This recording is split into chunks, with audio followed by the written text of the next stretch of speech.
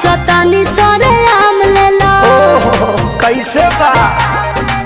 हो लगे आके खुले आम लेला दे बाधे रही तमाम लेला न टाइम वेस्ट करो टेस्ट अभी टटके है बे अरे टटके है बे तनी देखी जरा आवा तोहरा आम के सवाद गोरी खटके बा बाकी हटके बा तोहरा आम के सवाद बड़ी खटके बा बाकी हटके बा तनी चिखा ना दो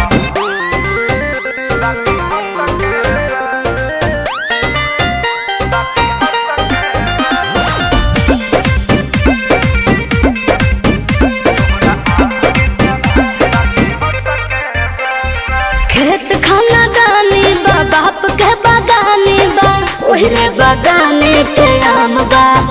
ले लो भर झोरा सस्ते ही दाम बा बात राइट बा एक बाइट में लोग के पता तो चलिए जाए आ? तोहरा चीज के न कवनो जवाब बाटे जवाब बाटे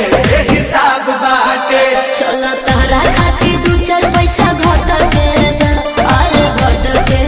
बा हाँ तो दे दो चलो छोड़ दी चटके बा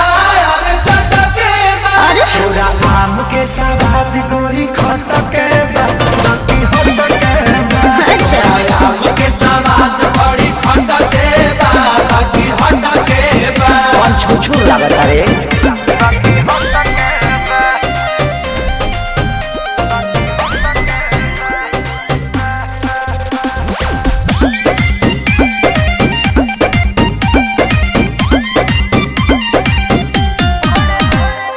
बड़े बड़े साइज बा भावना ना जायज बा सौदा बा पाकल न कांच बा अच्छा। वक्त कहता ने अभिनव सच बा